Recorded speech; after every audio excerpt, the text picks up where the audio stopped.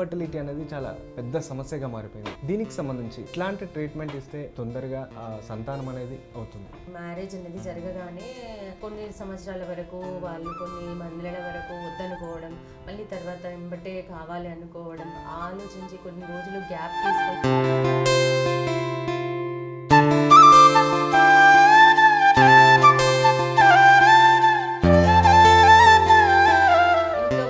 అత్తయ్య కానీ మామయ్య కానీ తల్లిదండ్రులు కానీ ఎవరు కానీ తోటి వాళ్ళు కానీ వాళ్ళ మీద ప్రెషర్ పెట్టకుండా కొన్ని రోజులు ప్రయత్నించి దాని తర్వాత అప్పుడు కాకుంటే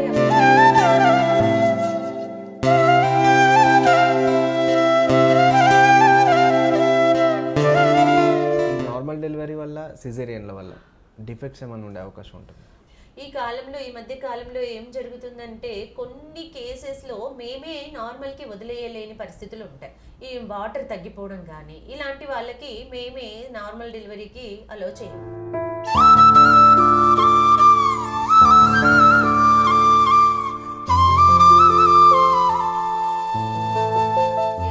కొన్ని సందర్భాలలో ముహూర్తాలని వాళ్ళు వద్దన్నారని, వీళ్ళ అత్తయ్య వాళ్ళు వద్దన్నారు, అమ్మ వాళ్ళు వద్దన్నారని, మా అమ్మాయి తట్టుకోలేదని, అలాంటివి కొన్ని సందర్భాలలో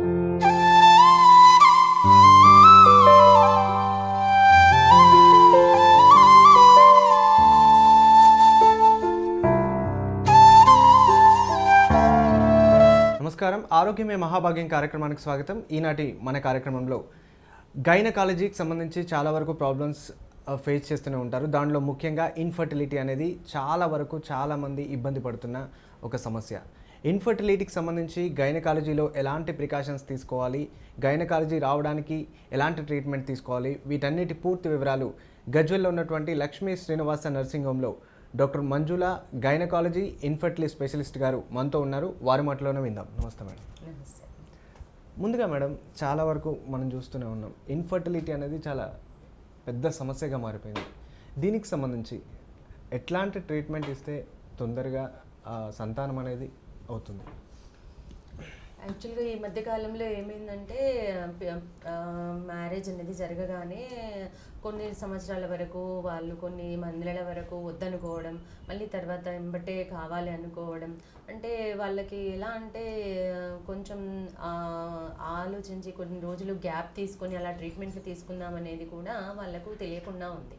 ఎలా అంటే ఇదివరకు లాగా కనీసం ఒక పెళ్ళైన తర్వాత భార్యాభర్తలు ఉన్నప్పుడు ఒక 6 నెలలు కానీ కనీసం 1 సంవత్సరం వరకు కానీ ఉన్న తర్వాత కాకుంటే అప్పుడు ట్రీట్మెంట్స్కి అనేది వెళ్ళవలసి వస్తుంది. కానీ ఈ మధ్య కాలంలో ఏమవుతుందంటే వాళ్ళు పెళ్ళైన తర్వాత కొన్ని రోజుల వరకు వద్దనుకోవడం, తర్వాత ఎంబటే కావాలనుకోవడం, ఒక 1 నెల 2 నెలల్లోనే మళ్ళీ అవ్వాలి అనుకోవడం, ఆ 2 మంత్స్కి మళ్ళీ డాక్టర్ని సంప్రదించడం అలా జరుగుతుంది. ఇంత తొందరగా సంప్రదించకుండా కొంచెం వాళ్ళ మీద మనం కూడా, ఇంట్లో వాళ్ళు కూడా, అత్తయ్య కానీ మామయ్య కానీ తల్లిదండ్రులు కానీ ఎవరు కానీ తోటి వాళ్ళు కానీ వాళ్ళ మీద ప్రెషర్ పెట్టకుండా కొంచెం కొన్ని రోజులు ప్రయత్నించి దాని తర్వాత అప్పుడు కాకుంటే అప్పుడు హాస్పిటల్ని సంప్రదిస్తే బాగుంటుందని నా ఉద్దేశం. కొన్ని రోజుల వరకైనా వాళ్ళు న్యాచురల్ పద్ధతుల ద్వారా అవుతున్నా అనేది చూసుకొని తర్వాత అవసరం ఉంటే హాస్పిటల్ని సంప్రదించాలి. అలాగే ఫస్ట్ కొంచెం చిన్న పద్ధతుల ద్వారానే చాలామందికి ఆల్మోస్ట్ 100లో 80% మెంబర్స్కి ఇన్ఫర్టిలిటీ అని వచ్చిన వాళ్ళకి చిన్న పద్ధతులతోటే మనకు సక్సెస్ అవ్వడం జరుగుతుంది. అయితే ఈ చిన్న పద్ధతుల ద్వారా సక్సెస్ అయ్యే విధానాలకి మనం ఓపికగా ఆ ట్రీట్మెంట్స్ తీసుకునేటప్పుడు ఆ 3 months 4 months ఆ పీరియడ్ మనం ఓపికగా కాకుండా నిరాశపడకుండా పెద్ద పద్ధతులకి వెళ్ళకుండా చిన్న పద్ధతుల ద్వారానే ఒక 3 నెలలు 6 నెలల వరకు తీసుకొని అప్పటికి కూడా కాకపోతే పెద్ద పద్ధతులకు వెళ్తే మంచిగా ఉంటుందని నా ఉద్దేశం. అండ్ మనం కూడా ఇక్కడ ఇప్పుడు 3 సంవత్సరాల నుంచి ఇక్కడ ఈ హాస్పిటల్లో అండ్ 13 సంవత్సరాల నుంచి గజ్వెల్లో ప్రాక్టీస్ చేయడం జరుగుతుంది. ఈ ప్రాక్టీస్ చేస్తున్నప్పుడు ఆల్మోస్ట్ ఇప్పుడు చిన్న పద్ధతుల ద్వారానే ఇప్పుడు సంవత్సరం మ్యారేజ్ అయింది కాలేదని, 2 సంవత్సరాలని, కొంతమంది 9 సంవత్సరాలని, కొంతమంది టెస్ట్ ట్యూబ్ బేబీకి వెళ్ళి మళ్ళీ తర్వాత కూడా సక్సెస్ కాకుండా వచ్చిన వాళ్ళు కూడా ఉన్నారు. వాళ్ళందరికీ కూడా చిన్న పద్ధతుల ద్వారానే మన గజ్వెల్లో మన చిన్న ప్రాంతంలోనే వీలైన పద్ధతుల ద్వారానే మనకు తోచిన పద్ధతుల ద్వారా చిన్న పద్ధతుల ద్వారానే సక్సెస్ అయిన వాళ్ళు ఆల్మోస్ట్ ఇప్పుడు ఒక 1000 మంది వరకు ఉన్నారు మన దగ్గర. మొత్తం మీద ఇన్ఫర్టిలిటీకి సంబంధించి పెద్ద పెద్ద నగరాలకు వెళ్ళకుండా హైదరాబాద్ లాంటి నగరాలకు వెళ్ళకుండా ఇక్కడనే విశేషంగా సేవలు అందిస్తున్నారు అనమాట. ఇక్కడనే మెయిన్గా ఇన్ఫర్టిలిటీ అంటే ఈ సమస్య రావడానికి ఎక్కువగా దోహదపడే ప్రాబ్లమ్స్ ఏంటంటే ఏ ప్రాబ్లమ్స్ వల్ల ఇది అంటే కొంచెం ఇప్పుడు మారుతున్న కాలాన్ని బట్టి మన ఆహారపు అలవాట్లు ఆహారపు అలవాట్ల వల్ల ఈ ఋతుక్రమం అనేది సరిగ్గా జరగకపోవడం పెద్ద సమస్యగా మారింది. దీనికి తగ్గట్టు ఈ ఋతుక్రమం సరిగా రాకపోవడానికి మెయిన్ కారణం ఈ పీసీఓడి అనే ప్రాబ్లం స్టార్ట్ అయిపోయింది. ఇప్పుడు ప్రీవియస్గా పాతకాలంలో లాగా శారీరక శ్రమ లేదు. దానికి తగ్గట్టుగా మనము జంక్ ఫుడ్కి బాగా అలవాటు పడ్డారు.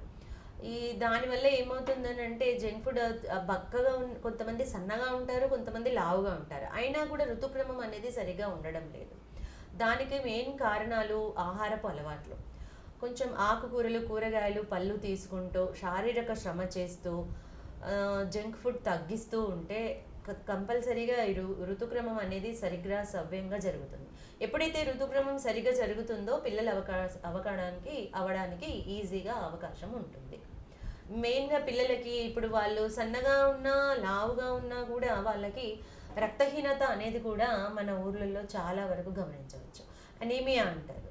ఈ అనీమియా అనేది కూడా వాళ్ళు ఆహారపు అలవాట్ల వల్లనే చాలా చాలా చాలా అవుతుంది. దీనికి అందరికీ మనకి అడోలసెంట్ గర్ల్స్కి అంటే ఏవైతే ప్యూబర్టీ గర్ల్స్ ఉంటారో వీళ్ళందరికీ కొంచెం అవేర్నెస్ ప్రోగ్రామ్స్ లాగా మనం చేసి ఏదైతే ఏ ఆహారం తీసుకుంటే ఇలాంటి జాగ్రత్తలు పాటిస్తే ఋతుక్రమం సరిగ్గా వస్తుంది అనేది వాళ్ళకి కొంచెం జాగ్రత్తలు ఇవ్వాలని నాకు అనిపిస్తుంది. మెయిన్గా ఇప్పటివరకు చిన్న పద్ధతుల ద్వారానే ఇక్కడ మేము సక్సెస్ అవుతున్నాం. ఇక్కడ హైదరాబాద్ లాంటి ప్రాంతాల్లో చాలా ఎక్కువగా మనీ కాస్ట్ చేసి వాళ్ళు రిజల్ట్స్ ఇస్తున్నారు. బట్ ఇక్కడ చిన్న పద్ధతుల ద్వారానే చిన్న ట్రీట్మెంట్స్ ఇస్తున్నాం అంటున్నారు. ఇన్ఫర్టిలిటీకి సంబంధించి ఎలాంటి ట్రీట్మెంట్స్ ఇస్తూ ఉంటారు? అంటే స్టేజెస్ ఏమన్నా ఉంటాయా, లేకపోతే ఇన్ఫర్టిలో ఎన్ని రోజుల్లో మనం రిజల్ట్స్ సాధించవచ్చు? యాక్చువల్గా ఒక సంవత్సరము 2 సంవత్సరాలు సంవత్సరం లోపు 6 నెలల లోపు వస్తే నేను ఎలాంటి ట్రీట్మెంట్స్ ఇవ్వడం లేదు. వాళ్ళకి ఇంకొక 6 months వరకు చూడండి, 1 year మినిమం అన్నా చూడండి, అట్లీస్ట్ మీ మ్యారేజ్ అయింది మళ్ళీ మ్యారేజ్ డే వచ్చే వరకు అయినా చూడండి అన్నట్టుగా మనము సజెస్ట్ చేయడం జరుగుతుంది. తర్వాత కూడా 2 years అయినా కూడా కాలేదు అని అంటే ఫస్ట్ భార్యాభర్తలు వచ్చిన తర్వాత వాళ్ళ జీవన విధానము, వాళ్ళ బాడీ మాస్ ఇండెక్స్, వాళ్ళ పీరియడ్స్ ఎలా ఉంటున్నాయి అని అందులోను మళ్ళీ చిన్న ఫస్ట్ వైరల్ స్క్రీనింగ్ మార్కర్స్, వాళ్ళకి ఏమైనా షుగరు, బీపీ లాంటివి ఉన్నాయా, ఏమైనా ప్రాబ్లమ్స్ ఉన్నాయా అవి చూసుకొని ఆ చిన్న పద్ధతుల ద్వారా నెలకి యాక్చువల్గా చెప్పాలంటే ప్రతి నెల ఒక అండం అనేది విడుదలవుతూ ఉంటుంది అమ్మాయిలకి. ఈ అండ విడుదల అనేది సరిగ్గా జరుగుతుందా లేదా అని తెలుసుకోవడానికి సీరియల్ స్కాన్స్, ఫాలిక్యులర్ స్టడీస్ అని ఉంటాయి. అంటే దాంట్లో మనం ఏం చేస్తామంటే ఈ అండం పెరుగుదల అనేది 11వ రోజు, నెలసరి వచ్చిన తర్వాత 11వ రోజు నుండి 20వ రోజు వరకు జరుగుతుంది. అది జరుగుతుందా లేదా అని తెలుసుకోవడానికి సీరియల్గా ఫాలిక్యులర్ స్టడీస్ అని చేస్తాం. ఆ అండం విడుదల సరిగా లేని వాళ్ళకి అండం పెరుగుదల, అండం విడుదల అవడానికి మనం కొన్ని ప్రాథమిక మెడిసిన్స్ ఇవ్వవలసి ఉంటుంది. అవి ఇచ్చిన తర్వాత అవి పెరుగుతున్న దాని ప్రకారం అవి రిలీజ్ అయిన టైంకి దానికి మంచి జరుగుతుంది అని అంటే దీని వలన మీకు సక్సెస్ అయ్యే అవకాశం ఉంటుంది అని చెప్పడం జరుగుతుంది. దానికి సంబంధించి భార్యాభర్తలకు సంబంధించిన కొన్ని టెస్టులు కూడా చేయడం జరుగుతుంది. దాంట్లో ఏమైనా చిన్న లోపాలు ఉంటే ఇక్కడే మందుల ద్వారా సరి చేయడం జరుగుతుంది. ఇలా 2 నెలలు 3 నెలలు 2 నెలలు ప్రయత్నించిన అండం విడుదల జరిగినా కూడా సక్సెస్ కాని వాళ్ళకి ఫెలోపియన్ ట్యూబ్స్ అని ఉంటాయి. అంటే ఆ ట్యూబ్స్ ద్వారా అండం అనేది ఇలా మనకి అండం అనేది ఇక్కడ విడుదలయ్యి ఈ ట్యూబ్స్ ద్వారా గర్భసంచిలోకి రావడం జరుగుతుంది. ఈ ట్యూబ్లోనే మనకి ఫలదీకరణ అనేది జరుగుతుంది. ఈ విడుదలైన అండం ఈ ట్యూబ్ల ద్వారా ప్రయాణం చేయాలంటే ఈ ట్యూబ్ అనేది క్లియర్గా ఉందా లేదా అని తెలుసుకోవడానికి హిస్ట్రోసాల్పింగోగ్రఫీ అని ఫెలోపియన్ ట్యూబ్స్ పనితనం తెలుసుకునే పరీక్షా విధానం ఉంటుంది. అది కూడా ఒక 2 నెలల తర్వాత సక్సెస్ అవ్వని వాళ్ళకి ఇది చేసి ఈ పరీక్ష కూడా చేయడం జరుగుతుంది. దీని తర్వాత ఒక 3 months, మళ్ళీ దాని తర్వాత ఒక 3 months ట్రై చేస్తున్నాము. ఈ లోపే చాలా మందికి కన్సీవ్ అవ్వడం జరుగుతుంది. ఓకే, అతి తక్కువ టైంలోనే తొందరగా ఇన్ఫర్టిలిటీ ప్రాబ్లమ్ని ఫేస్ చేసి సక్సెస్ అవుతుంది. అవుతుంది. మెయిన్గా గర్భధారణ జరిగిన తర్వాత ఎలాంటి జాగ్రత్తలు తీసుకోవాలి? ఇలా కన్సీవ్ అయిన వాళ్ళకి కొంచెము ఇన్ఫర్టిలిటీ ట్రీట్మెంట్ ద్వారా కన్సీవ్ అయిన వాళ్ళకి కొద్దిగా ఎక్కువ జాగ్రత్తలు చెప్పడం జరుగుతుంది. తర్వాత ఇక్కడ మామూలుగా వాళ్ళు కూడా కన్ఫర్మ్ అయిన తర్వాత ఇక్కడ యాంటీనేటల్ సేవలు కూడా మనకు అందుబాటులో ఉన్నాయి. అంటే గర్భధారణ తర్వాత మనం ఏమేమి చేస్తాము, వాళ్ళకి రెగ్యులర్గా నెలసరి చెకప్లు నెలకి చెకప్లు చేసి తర్వాత సాధారణ ప్రసవం జరగాలంటే ఏం చేయాలి అనేది చూడడం జరుగుతుంది. ఇక్కడ వచ్చిన వాళ్ళు కొంతమంది 20 years బిలోనే మ్యారేజ్ అయ్యి మళ్ళీ ప్రెగ్నెన్సీ ధరించి కూడా వస్తున్నారు, గర్భం ధరించి కూడా వస్తున్నారు. వాళ్ళకి ఇంకా ఎక్కువ జాగ్రత్తలు చెప్పవలసి వస్తుంది. ఎందుకంటే ఈ టీనేజ్ ప్రెగ్నెన్సీలు 20 సంవత్సరాల లోపు ప్రెగ్నెన్సీ వాళ్ళకి రక్తహీనత అనేది ఎక్కువగా ఉండడము, అనీమియా, పోషకాహార లోపాలు ఉండడము జరుగుతుంది. ఫస్ట్ వచ్చిన తర్వాత వాళ్ళకి బీపీలు బీపీ చూడడము, వాళ్ళ హైట్ వెయిట్ అవి చూడడం జరుగుతుంది. దాన్ని బట్టి వాళ్ళకి ఎలాంటి జాగ్రత్తలు తీసుకోవాలి, నెలకి కంపల్సరీగా రావడము, పౌష్టికాహారం ఖచ్చితంగా తీసుకోవడం, రోజు తినే ఆహారంలో పాలు, గుడ్లు, మొలకెత్తిన విత్తనాలు అవి కంపల్సరీ తీసుకోవడం. ఎవరైతే కొంతమంది ఓవర్ వెయిట్ ఉంటారో వాళ్ళకి ఇంకా కొంచెం తగ్గించి తీసుకోవడం, అన్నం తినకుండా మిల్లెట్స్ అని చిరుధాన్యాలు ఇవి తినడము, మొలకేసిన విత్తనాలు, ఎగ్ వైట్స్ అలా తినడము, వాటర్ ఏమంటారు నీళ్ళు ఎక్కువగా తాగడము, పళ్ళు కంపల్సరీ ఆహారంలో ఉండేలాగా చూసుకోవడము. తర్వాత కంపల్సరీ శారీరక వ్యాయామం అంటే మార్నింగ్ ఈవినింగ్ ఒక 15 నుంచి 20 నిమిషాల వరకు కనీసం వారంలో 5 రోజులైనా సరే నడక, వ్యాయామము, వాకింగ్ ఇలా చేయడము అవి చెప్తున్నాము. నెలకి వచ్చినప్పుడు వాళ్ళ విజిట్స్లో కూడా ఎవ్రీ విజిట్లో వాళ్ళ బీపీ ఎలా ఉంటుంది, వెయిట్ గెయిన్ ఎంత ఉంది ఇవి కూడా చూసుకుంటాం. ఎక్కువ వెయిట్ గెయిన్ ఉన్న వాళ్ళకి తగ్గించడం, ఫుడ్ విధానంలో మార్పులు చేయడం, తక్కువ వెయిట్ గెయిన్ ఉన్న వాళ్ళకి ఎక్కువగా తీసుకోవడం అని చెప్పడం జరుగుతుంది. మెయిన్గా ప్రెగ్నెన్సీ ఉన్నప్పుడు బ్యాక్ పెయిన్తో చాలామంది బాధపడుతుంటారు. ఇంకొంచెం వైట్ డిచ్ దానికి సంబంధించి చాలామంది ప్రాబ్లం. యాక్చువల్లీ అంటే మనం ఫస్ట్ ప్రెగ్నెన్సీలో వచ్చినప్పుడు ఏదైనా దెబ్బ తాకడమో లేకపోతే ఏదైనా ప్రాబ్లం ఫేస్ చేసినప్పుడు ఆల్మోస్ట్ మళ్ళీ కన్సీవ్ అయినప్పుడు ఆ పెయిన్ వస్తూ ఉంటుంది. అది రావడానికి గల కారణాలు ఏంటి? అంటే పీసీఓడి, థైరాయిడ్ ఇవన్నీ ఏమన్నా వాటి ఎఫెక్ట్ వల్ల దానిపై ప్రభావం చూపే అవకాశం ఉందా అసలు? అయితే ప్రెగ్నెన్సీ అప్పుడు బ్యాక్ పెయిన్ ఎందుకు వస్తుందంటే మనకి ప్రెగ్నెన్సీ వలన పొట్ట ముందుకు రావడం వలన మామూలుగా ఉండే వెన్నెముక యొక్క కర్వేచర్ అనేది కొంచెం చేంజ్ అవుతుంది. ఆ వెన్నెముక కర్వేచర్ చేంజ్ అవ్వడం వల్ల ఆ వెన్నెముక దగ్గర ఉండే ఆ లిగమెంట్స్ అనేవి అంటారు. ఆ లిగమెంట్స్లో కొద్దిగా స్ట్రెయిన్ రావడం వల్ల ఈ బ్యాక్ పెయిన్ అనేది వస్తుంది.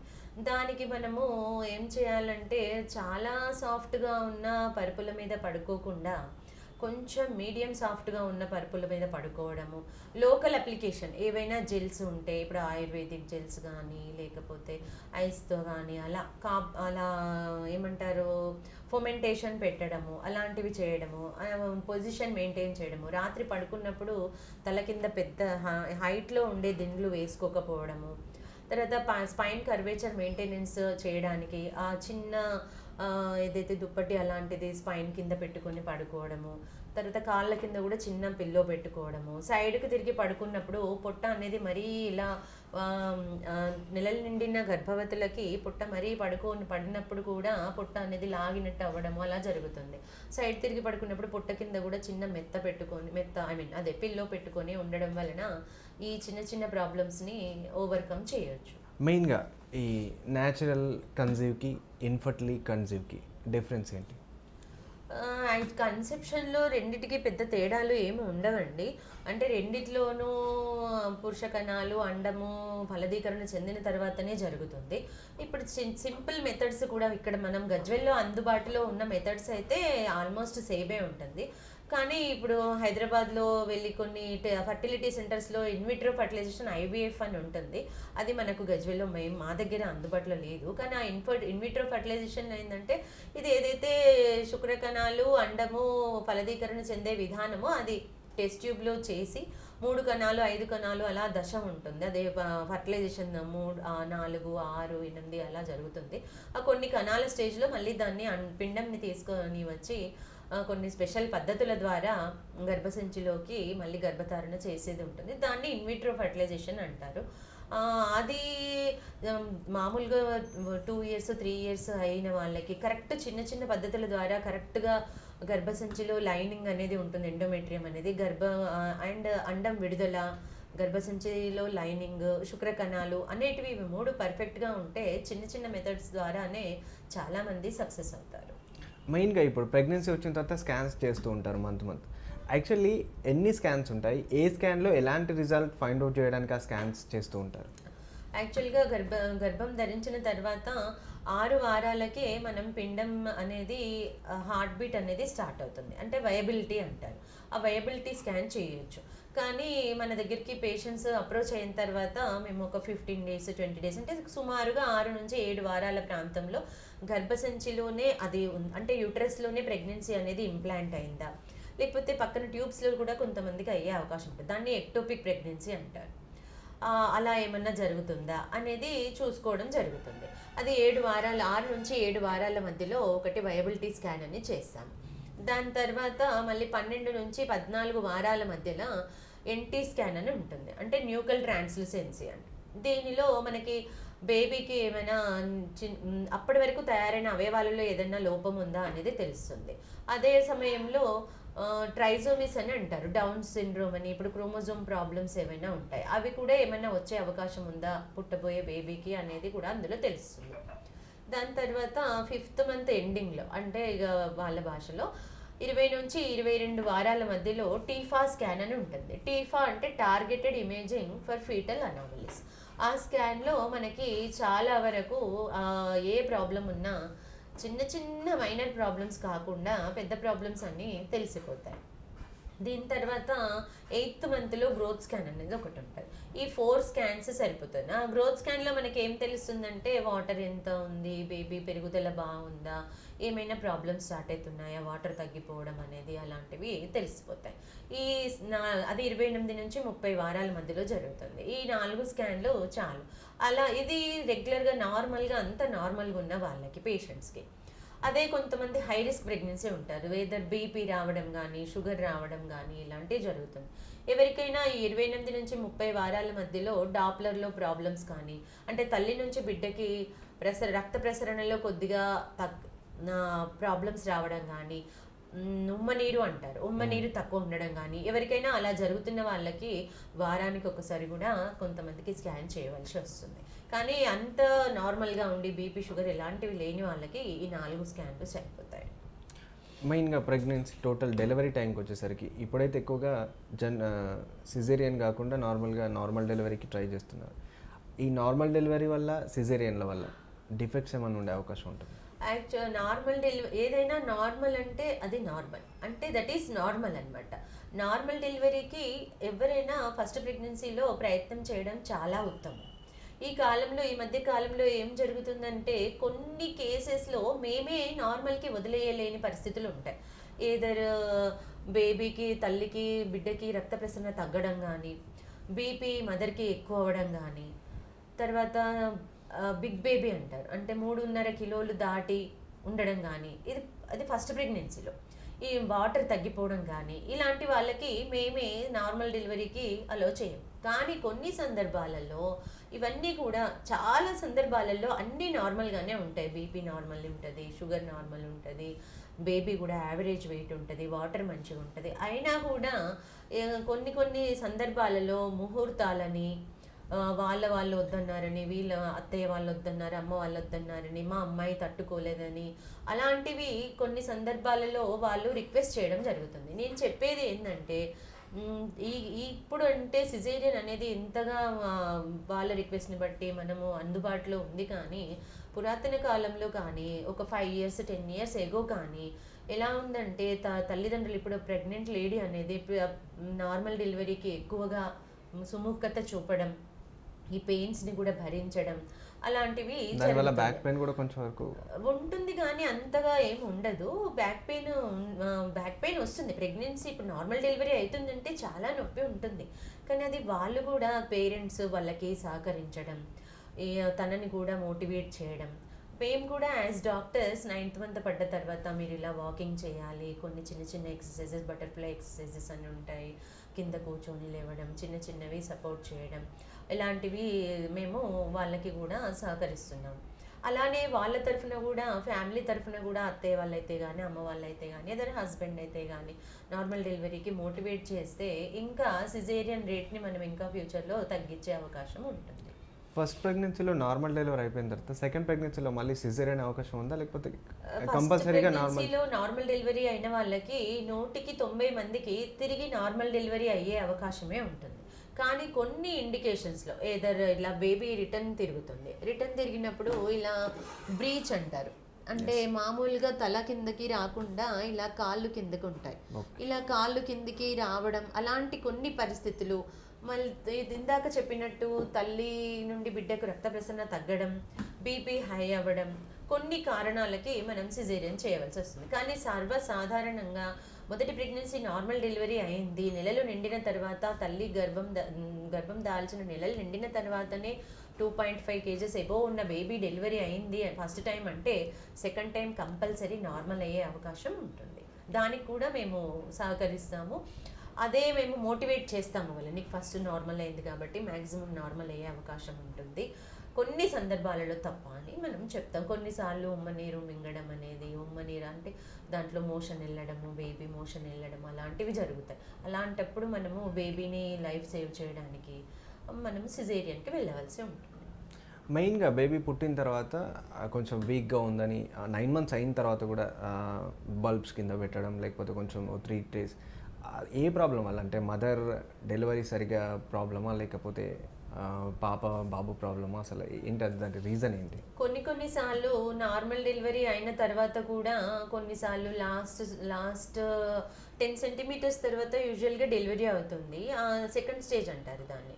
ఆ స్టేజ్లో కొంచెం డీలే అవ్వడం కానీ, కొన్నిసార్లు బేబీకి కార్డ్ రౌండ్ ఉండి అంటే పేగు మెడకు చుట్టుకొని ఉండి దానివల్ల కూడా కొంచెం డిలే అవ్వడం కానీ జరగడం వల్ల కొన్నిసార్లు బేబీ అనేది బ్రీతింగ్లో కొద్దిగా ఎక్కువ బ్రీతింగ్ తీసుకోవడము అలాంటివి జరుగుతాయి.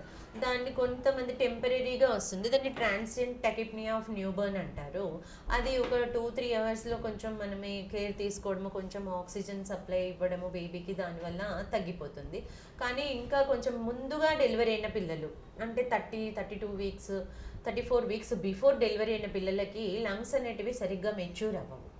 అలా లంగ్స్ మెచ్యూర్ తల్లి గర్భంలో ఉన్నప్పుడు ఏమవుతుందంటే ఆక్సిజన్ కానీ కార్బన్ డైఆక్సైడ్ కానీ న్యూట్రియంట్స్ కానీ బేబీకి తల్లి నుండి ప్లజెంటా అనేది ఒక కార్డు, అంబులికల్ కార్డ్ అంటారు, మనం బొడ్డు అంటారు. ఆ బొడ్డు దాడు ద్వారానే టోటల్ రక్త ప్రసరణ అనేది, ఆక్సిజన్ కార్బన్ డైఆక్సైడ్ అనేది, న్యూట్రియంట్స్ అనేవి జరుగుతుంది. కానీ డెలివరీ అయిన తర్వాత ఈ ఆక్సిజన్ అదంతా బేబీ తన సొంతగా బ్రీతింగ్ చేయవలసి వస్తుంది. ఆ లంగ్స్ అనేటివి కూడా మెచ్యూర్ అవ్వాలి. అదే సర్ఫెక్టెంట్ అనేది ఒకటి తల్లి గర్భంలో ఉన్నప్పుడు 34 weeks అప్పుడు ప్రొడ్యూస్ అవుతుంది. దాని వలన ఈ లంగ్ మెచ్యూరిటీ జరుగుతుంది. ఎవరైతే పిల్లలు 34 weeks బిఫోర్ డెలివరీ అవుతారో దాన్ని ప్రీటర్మ్ డెలివరీ అంటారు. అలాంటి వాళ్ళకి లంగ్ మెచ్యూరిటీ లేక ఆక్సిజన్ సరఫరా అదంతా తగ్గిపోతుంది. అలాంటి వాళ్ళకి మనము బాక్సుల్లో పెట్టే అవకాశం ఉంటుంది. ఈ సాధారణ డెలివరీ కానీ సిజేరియన్ కానీ అయిన తర్వాత ఒక 4 to 5 days తర్వాత కొంతమంది పిల్లలకు జాండీస్ వస్తుంది. మదర్ బేబీ బ్లడ్ గ్రూప్ సరిపోకుండా కానీ మదర్కి ఓ గ్రూప్ ఉండి బేబీకి ఏ గ్రూప్ ఉండడం ఇలాంటివి జరగడం వల్ల కూడా కొంతమందికి ఏబీఓ ఇన్కంపేటబిలిటీ కానీ ఆర్హెచ్ ఇన్కంపేటబిలిటీ కానీ ఉండడం వల్ల జాండీస్ అనేది కొంతమందికి ఎక్కువ వస్తుంది, కొంతమందికి నార్మల్ సాధారణ లెవెల్లో ఉంటుంది. అలాంటి వాళ్ళని కూడా ఏదైతే బల్బ్ అంటున్నారో దాన్ని ఫోటోథెరపీ అంటారు. దాని కింద కూడా 1-2 రోజులు పెట్టే అవకాశం ఉంటుంది. మెయిన్గా మీ హాస్పిటల్లో హై రిస్క్ కేసెస్ అని ఇప్పటిదాకా మనం డిస్కస్ చేసాం. అట్లాంటి రిస్క్ చేసి మీరు డెలివరీ చేసిన కేసు ఏదైనా ఉందా? ఆ సిచ్యువేషన్ ఏంటి ఒకసారి చెప్పండి. యాక్చువల్గా ఈ టైంకి డెలివరీ అయిన తర్వాత కొంతమంది ఎలా అంటే పెయిన్స్ వచ్చిన తర్వాత కూడా వాళ్ళకి 32 weeks 34 weeksలో డెలివరీ అవుతున్నప్పుడు ఆ టైంకి మనము వచ్చేసరికి వాళ్ళు ఎలా అంటే అది మనము టేకప్ చేయాలా వద్దా అన్న సిచ్యుయేషన్స్ కూడా ఎదురైన వాళ్ళు ఉన్నారు. అలాంటి వాళ్ళకి నార్మల్ డెలివరీ చేసిన తర్వాత బేబీ క్రై లేక తర్వాత పీడియాట్రిషియన్ వచ్చిన తర్వాత చాలాసేపు రిససిటేషన్ చేసినాక ఒక మినిమం బ్రీతింగ్ ఉండి రిసెసిటేషన్ చేసిన తర్వాత 10-15 నిమిషాల తర్వాత మంచిగా వచ్చేసేసి ఉన్న వాళ్ళు తర్వాత మళ్ళీ 6 months తర్వాత వచ్చి బేబీ బాగుంది అని చెప్పినప్పుడు చాలా హ్యాపీ అనిపిస్తుంది. కొంతమంది లాస్ట్ మూమెంట్లో 10 సెంటీమీటర్స్ ఓపెన్ అయిన తర్వాత బేర్ డౌన్ చేయలేని వాళ్ళకి అవుట్లెట్ ఫోర్సెప్స్ డెలివరీ అంటారు. అంటే ఇన్స్ట్రుమెంట్స్ అనేటివి అప్లై చేసి మనం డెలివరీ చేయడం జరుగుతుంది. ఇలాంటివి అప్లై చేసి ఒక 10-20 మందికి డెలివరీ చేసి ఉంటారు. అలాంటివి అప్లై చేసినప్పుడు బేబీ ఫ్యూచర్లో ఎలా ఉంటుందో అని అనిపించేది. కానీ వాళ్ళు తర్వాత కూడా చాలా మంచిగా అయిపోయి ఇప్పుడు నడుస్తూ అలా వస్తున్నారు. వాళ్ళని చూస్తే చాలా సంతోషం అనిపిస్తుంది. మెయిన్గా మీరు ఇన్ఫర్టిలిటీ స్పెషలిస్ట్ అన్నారు కాబట్టి ఇన్ఫర్టిలిటీ అనేది హైదరాబాద్కి అక్కడికి వెళ్ళి చాలా మనీ అంటే ల్యాక్స్లలో పెట్టి ఓ స్టేజెస్గా ట్రీట్మెంట్ తీసుకొని అక్కడ కూడా విఫలం చెందుతున్న సిచ్యుయేషన్స్ మనం చూస్తున్నాం. మెయిన్గా అంటే మీరు ట్రీట్మెంట్ చేసిన వాళ్ళకి అదొక సఫలీకృతమై ఒక ప్రయోజనం పొందితే మీకు కూడా హ్యాపీగా ఫీల్ అవుతుంది. సో మన ఈ ట్రీట్మెంట్కి వచ్చే వాళ్ళు దాదాపు 9 years 10 years అఫ్కోర్స్ 20 years వాళ్ళు కూడా వస్తూ ఉంటారు. అట్లాంటి రేర్ కేసులో మీ దగ్గరకు వచ్చి వాళ్ళు ప్రయోజనం పొంది అట్లాంటి కేసు మీరు హ్యాపీగా ఫీల్ అయిన మూమెంట్? కొంతమంది హైదరాబాద్ నుంచి 9 సంవత్సరాల తర్వాత అంటే వాళ్ళది ఇక్కడ నేటివ్ ప్లేస్ హైదరాబాద్లో ఉండడానికి సెటిల్మెంట్ అవ్వడానికి అలా కొంతమంది 9 సంవత్సరాలు 7 సంవత్సరాలు. ఒక అమ్మాయి అయితే అంటే యాక్చువల్గా ఏ ట్రీట్మెంట్ అయినా మనం అప్గ్రేడ్ చేసుకునేది ఏంటంటే ఫస్ట్ అన్ఎక్స్ప్లెయిన్డ్ ఇన్ఫర్టిలిటీ అనేది ఒకటి ఉంటుంది. ఏ కారణం లేకుండా కూడా కొంతమంది కావాలి. అలాంటి వాళ్ళకే IVF అలాంటి వరకు వెళ్తారు. అలాంటి వాళ్ళు IVF ఫెయిల్ అయిన వాళ్ళు కూడా 2-3 ఇక్కడికి రావడం జరిగింది. వాళ్ళకి సింపుల్గా నేనైతే ఏదైతే చెప్పానో అంటే జస్ట్ ఫెలోపియన్ ట్యూబ్స్ బాగున్నాయా లేదా అని చూసి, ఎండోమెట్రియం ఎలా ఉంది, లైనింగ్ ఎలా ఉంది, అండం రిలీజ్ అవుతుందా అని చూసిన వాళ్ళు ఇమ్మీడియట్గా ఒక 2-3 monthsలో కన్సీవ్ అయిన వాళ్ళు కూడా ఉన్నారు మన దగ్గర. వాళ్ళు ఈ మధ్యలోనే 2-3 months బ్యాక్ డెలివరీ అయిపోయినారు. వాళ్ళని చూసి చాలా చాలా హ్యాపీ అనిపించింది. ఇంకొక 2-3 అమ్మాయిలు 9 సంవత్సరాల తర్వాత కొన్నిసార్లు 3 నెలలు 4 నెలలు అబార్షన్ అయిపోవడము అలాంటి వాళ్ళు కూడా కొంతమంది వచ్చారు. వాళ్ళకి కొంచెం స్పెషల్ కేర్ తీసుకొని ఎమోషనల్ సపోర్ట్ కూడా ఎక్కువ అవసరం మనకి. ఈ మెడిసిన్స్ ఇంజెక్షన్సే కాకుండా ఎమోషనల్ సపోర్ట్ ఇట్లా 2-3 సార్లు రికరెంట్ ప్రెగ్నెన్సీ లాస్ అయిన తర్వాత కూడా ఏం కాదమ్మా మిగతా ఇన్వెస్టిగేషన్స్ అన్నీ నార్మల్గా ఉన్నాయి, నువ్వు జాగ్రత్తగా ఉండి కాన్ఫిడెంట్గా ఉండాలి అన్న వాళ్ళు కూడా సక్సెస్ అయిన వాళ్ళు ఉన్నారు. 9 సంవత్సరాల తర్వాత వచ్చి ఒక ప్రెగ్నెన్సీ ఇక్కడ డెలివరీ అయిన తర్వాత మళ్ళీ 2 yearsకి మళ్ళీ 2 yearsకి వచ్చి అలా 3 డెలివరీలు అయిన వాళ్ళు కూడా అంటే ఆల్మోస్ట్ ఫస్ట్ ప్రెగ్నెన్సీ ఇన్ఫర్టిలిటీ ద్వారానే వచ్చింది. సెకండ్ ప్రెగ్నెన్సీ మళ్ళీ ఇన్ఫర్టిలిటీ చేసుకోవాల్సింది. అలా ఏం అవసరం లేదు. ఫస్ట్ ప్రెగ్నెన్సీ మనం ఈ హిండ్రెన్సెస్ ఏవైతే ఉన్నాయో చిన్న చిన్న ప్రాబ్లమ్స్ ఏవైతే ఉన్నాయో అవి సెటిల్ చేసిన తర్వాత న్యాచురల్గా కన్సీవ్ అయిన వాళ్ళు కూడా ఉన్నారు. తర్వాత కూడా చిన్న మళ్ళీ 1-2 months అలా ట్రీట్మెంట్ తీసుకొని చేసుకోవాల్సిన వాళ్ళు కూడా ఉన్నారు. అంటే ఫస్ట్ ప్రెగ్నెన్సీకి మనం ఇచ్చిన ట్రీట్మెంట్కి టోటల్గా క్లియర్ అయిపోదు, కొంతమందికి క్లియర్ అయిపోతుంది. అంటే ఇందులో కూడా మనకి PCOD అనేది ఉంటుంది. చాలా మందికి ఫస్ట్ ప్రెగ్నెన్సీ తర్వాత 9 monthsలో ఈ లోపల హార్మోన్స్ అనేటివన్నీ సప్రెస్ అయిపోవడం వలన ఈ PCOD అనేది కంప్లీట్గా తగ్గిపోవడం జరుగుతుంది. తర్వాత ఋతుక్రమం సరిగా జరిగి ఎంబటే మళ్ళీ కన్సీవ్ అయిపోయి న్యాచురల్గా వచ్చిన వాళ్ళు కూడా చాలామంది ఉన్నారు. కానీ కొంతమంది చిన్న ట్రీట్మెంట్లు తీసుకోవాల్సి కూడా ఉంటుంది. ఇది ఎలా ఉంటుందంటే every patient is a different book. ఒక్కొక్క పేషెంట్కి ఒక్కొక్కలాగా ఉంటుంది. మెయిన్గా అంటే మీరు 13 years నుంచి ఇక్కడ సేవలు అందిస్తున్నా అంటున్నారు. Almost it's a good. ఇక్కడే అంటే గజ్వెల్లోనే మీరు ఈ సర్వీసెస్ ఈ హాస్పిటల్ స్టార్ట్ చేసి ఇక్కడ సేవలు అందించాలని మీకు ఎందుకు అనిపించింది? ఇక్కడే గజ్వెల్లోనే హాస్పిటల్ ఎందుకు ఓపెన్ చేశారు? యాక్చువల్గా నేను పుట్టి పెరిగింది మొత్తం గజ్వెల్లోనే అండి. నేను చదువుకుంది కూడా ఇక్కడ లోకల్ సెయింట్ జోసెఫ్ స్కూల్లో, సివి రామన్ స్కూల్లో చదవడం కూడా, ఇంటర్ కూడా విశ్వతేజ స్కూల్లో చదివాను. తర్వాత ఎంసెట్లో 37 ర్యాంక్ వచ్చింది. దాని తర్వాత ఉస్మానియా మెడికల్ కాలేజ్లో MBBS చేశాను. దాని తర్వాత పీజీలో కూడా ఫస్ట్ అటెంప్ట్లోనే 37 ర్యాంక్ వచ్చింది. నేను పీజీ కూడా గైనకాలజీ అండ్ ఆబ్స్టెట్రిక్స్ ఉస్మానియాలోనే చేయడం జరిగింది. ఈ పుట్టి పెరిగిన ఊరు, ఈ సంతానం నాకు ఎక్కువగా ఇన్ఫర్టిలిటీ సైడ్ ఇంట్రెస్ట్ ఉండేది.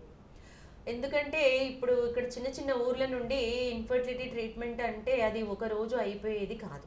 కొంతమందికి 1 monthలోనే సక్సెస్ అవుతుంది, కొంతమందికి 2-3 months అయినా సక్సెస్ అవ్వదు, కొంతమందికి 6 months కూడా పట్టచ్చు. ఇలా మనము ఈ ఫాలిక్యులర్ స్టడీస్ అనేది ఏవైతే ఉన్నాయో సీరియల్ స్కాన్స్ అవి ఋతుక్రమం స్టార్ట్ అయిన తర్వాత ఒకసారి వెళ్తే మళ్ళీ ఋతుక్రమం స్టార్ట్ అయిన 11, 13, 15, 17 రోజుల్లో కూడా వెళ్ళవలసి ఉంటుంది. ఇన్నిసార్లు వెళ్ళాలి అంటే మన ఊరు నుండి హైదరాబాద్ వెళ్ళి రావాలి అంటే పేషెంట్ ఒకటే వెళ్ళలేదు, తనతో వాళ్ళ హస్బెండ్, అమ్మనో నాన్ననో ఎవరో రావాలి. ఇన్నిసార్లు తిరిగి రావడం అంటే ఫైనాన్షియల్గానే కాకుండా ఎమోషనల్గా, సైకలాజికల్గా కూడా చాలా బర్డెన్ ఉంటుంది వాళ్ళకి. నేను ఏమనుకున్నానంటే పుట్టి పెరిగిన ఊర్లోనే సేవ చేస్తే బాగుంటుంది. ఈ సంతానం కోసం అనేది నేను చాలా గమనించాను చిన్నప్పటి నుండి కూడా, ఇంతగా ఇబ్బంది పడుతున్నారు.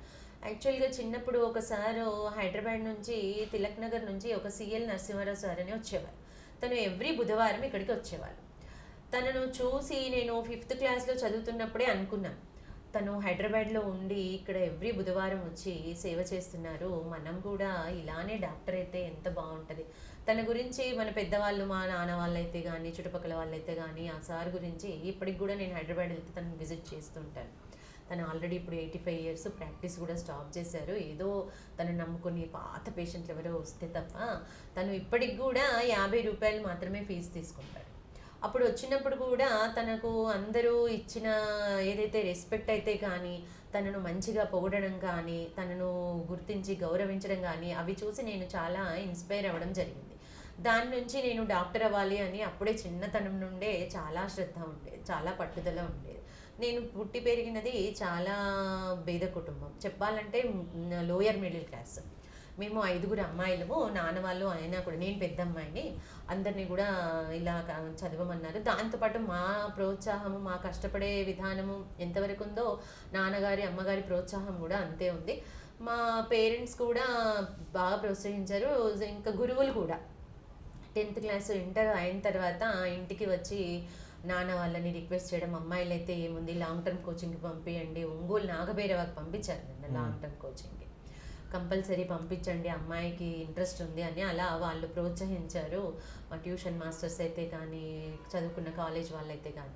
అలా వెళ్ళి ఉన్న తర్వాత నేను ఎక్కడెక్కడో సేవ చేయడం ఎందుకు, నేను పుట్టి పెరిగిన ఊర్లోనే సేవ చేద్దాము అని ఇక్కడికే రావడం జరిగింది. దానికి అందుకే సంతానం కోసమే, ఇన్ఫర్టిలిటీ కోసమే ట్రీట్మెంట్ స్టార్ట్ చేయాలని స్టార్ట్ చేశాను. దీంతో పాటు ఈ ప్రెగ్నెంట్ వాళ్ళు ఎవరైనా వస్తే కూడా వాళ్ళకి కూడా ట్రీట్మెంట్ జరగడం జరుగుతుంది. కన్సీవ్ అయిన వాళ్ళకి కూడా ఇలాగే ట్రీట్మెంట్ జరుగుతుంది. నాకు కూడా చాలా ఇదే ఊరు కాబట్టి చాలామంది తెలిసిన వాళ్ళు రావడము చాలా సంతోషంగా అనిపిస్తుంది నాకు. మెయిన్గా మీ హాస్పిటల్లో ఎలాంటి సర్వీసెస్ ఉన్నాయి, ఎన్ని సర్వీసెస్ అందిస్తున్నారు, ఎలాంటి స్పెషలిస్టులు ఉన్నారు? ఇంకా ఇక్కడ గైనకాలజీ అండ్ ఆబ్స్టెట్రిక్స్ నేను చేస్తున్నాను. మా హస్బెండ్ డాక్టర్ శ్రీధర్ అని BDS, MDS, oral and maxillo facial surgeon. తను డెంటల్లో హెడ్ అండ్ నెక్కి సంబంధించి ఏవైతే సర్జరీస్ ఉంటాయో, జా ఫ్రాక్చర్స్ ఉంటాయో, యాక్సిడెంట్స్ ఉంటాయో వాటన్నిటికీ ట్రీట్మెంట్స్ చేస్తున్నారు. మిస్సింగ్ తో ఇంప్లాంట్స్, ఆర్థో ట్రీట్మెంట్, ఎత్తుపల్ల కరెక్షన్ అవన్నీ కూడా చేస్తున్నారు. మాకు చేదోడు బాదోడుగా ఎంబీబీఎస్ డాక్టర్ ఒకరు, తనకి బీడిఎస్ డాక్టర్ ఒకరు అండ్ మిగతా స్టాఫ్ నర్స్ వాళ్ళందరూ కలిపి ఒక 20-25 మంది వరకు అందరం చేయడం జరుగుతుంది. తనవి సంబంధించిన ఆర్బీజీ అని అవి కూడా చేస్తున్నారు. మనకి టీఫా స్కాన్స్కి కూడా మన వాళ్ళని ఏదైతే 5th month పెద్ద స్కాన్ అంటారు మన వాళ్ళు, ఏదైతే ఆ స్కాన్ ఉందో దానికి కూడా ఎవ్రీ వీక్ హైదరాబాద్ నుంచి రేడియాలజిస్టులు రావడం జరుగుతుంది. దానికి సంబంధించి కూడా మన పేషెంట్లను బయటకు పంపించకుండా, వాళ్ళకి హైదరాబాద్ వరకు పంపించకుండా మంచి క్వాలిఫైడ్ డాక్టర్స్ తోటి, ఎక్స్పీరియన్స్డ్ వాళ్ళతోటి ఇక్కడే సండే టిఫా స్కాన్స్ కూడా తీపిస్తున్నాం. రైట్, చూసారు కదా, మొత్తం మీద ఇన్ఫర్టిలిటీ అనేది చాలా బిగ్ ప్రాబ్లం, చాలామంది ఫేస్ చేస్తున్నారు. దానికోసం హైదరాబాద్ వెళ్తున్నారు, లక్షల్లో మనీ వేస్ట్ చేస్తూ ట్రీట్మెంట్ చేసుకొని ఫెయిల్ అవుతున్నారు. బట్ ఇక్కడ కూడా ఇన్ఫర్టిలిటీ స్పెషలిస్ట్ మంజుల గారు మేడం ఉన్నారు, డాక్టర్ ఎంబీబీఎస్ గైనకాలజీ స్పెషలిస్ట్, ఇన్ఫర్టిలిటీలో ఇంకా చాలా స్పెషలిస్ట్గా ఉన్నారు. చిన్న పద్ధతుల ద్వారా ట్రీట్మెంట్ అందిస్తున్నారు. మీరు కూడా ఇన్ఫర్టిలిటీ ప్రాబ్లంతో ఇబ్బంది పడితే వెంటనే గజ్వెల్లోని శ్రీ లక్ష్మీ శ్రీనివాస నర్సింగ్ హోమ్కి విచ్చేయండి, మేడంతో ట్రీట్మెంట్ చేసుకోండి, మీరు పూర్తిగా సఫలీకృతులు అవ్వండి. ఇది ఇవాళ ఆరోగ్యమే మహాభాగ్యం కార్యక్రమం. రేపటి మరో కార్యక్రమంలో మళ్ళీ కలుద్దాం. నమస్కారం.